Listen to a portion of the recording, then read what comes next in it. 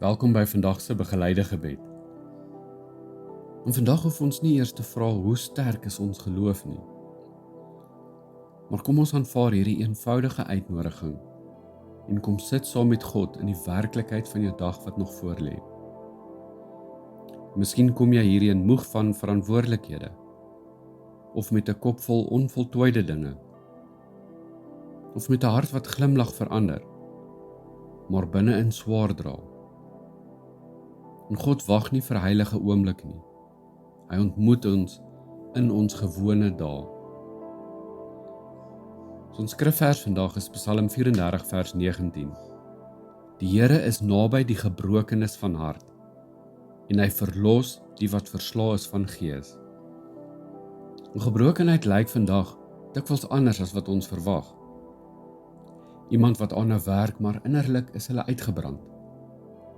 'n Ouer wat wonder of hulle genoeg doen. 'n Persoon wat saans deur sosiale media blaai, maar skielik klein en alleen voel. Of die stilspanning van finansiële onsekerheid. Die glimlag wat jy dra terwyl niemand weet hoe swaar jou gedagtes raak nie. In ons wêreld leer ons om dit weg te steek. Jy moet sterk lyk. Jy moet produktief wees. Jy moet aanhou beweeg. Maar Psalm 34 kom sê vir ons iets heeltemal anders. God beweeg nie eers na sukses toe nie, maar hy beweeg na kwesbaarheid toe. 'n minder bekende insig uit hierdie Psalm is dat die woord gebrokenis die beeld dra van iets wat gekraak het onder druk, nie iets wat waardeloos geword het. Soos grond wat oopbreek voordat daar nuwe lewe kan groei. En dit beteken die plek waar jy voel, jy hou skaars by, kan juist die plek wees waar God die naaste aan jou is. Die kruis bevestig dit. Jesus het nie mense in tempels ontmoet nie. Hy het mense ontmoet in chaos, mislukking, skaamte, oorweldiging. Die kruis wys dat God kies om binne menslike spanning en pyn teenwoordig te wees, selfs wanneer niks onmiddellik opgelos word nie. Genade beteken dis nie dat jou lewe eers moet kalmeer voordat God kom nie. Genade beteken God sit saam met jou in die onvoltooide seerdele. So ek wil jou vra, wil jy nie vir 'n oomblik jou oë toemaak en jou hande op jou skoot rus, as 'n teken dat jy nie hoef vas te hou of weg te steek nie. En dan sê jy hierdie saggies saam: Here, U is naby. En dink aan 'n plek in jou lewe wat swaar of moeg voel.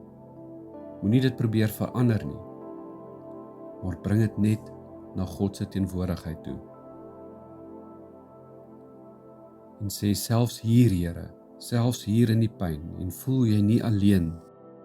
En stel jouself voor Jesus wat langs jou staan, maar nie met oordeel nie, maar met wonde wat wys, hy verstaan.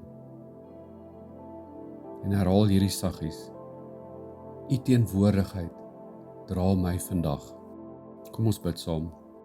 Here, terwyl ons hierso ons oë sluit en voor U kom, dink ons ook aan ander mense wat vandag stil swaar kry. Die een wat alleen eet, die een wat werk soek, die een wat emosioneel uitgeput is, maar aanhou funksioneer. Wees naby aan hulle soos U beloof het. Here, kom breek deur die gevoel van isolasie met U sagte teenwoordigheid. Mag hulle selfs onverwagse oomblik van rus vind. 'n Gesprek, 'n asemhaling, 'n stille wete dat hulle nie alleen is nie. Here, gebruik ons lewens om ook draers van U nabyheid aan hulle te wees. Here, dankie dat U nie wag vir perfekte oomblikke nie. Ons vertrou dat U teenwoordigheid genoeg is, selfs voordat verandering kom. Here, ons kom bid dat U ons naby aan U sal hou, op hierdie pad saam met die kruis, waar U liefde altyd die laaste sê het. Dankie vir U beskerming, dankie vir U genade, en dankie vir U liefde vandag. Amen.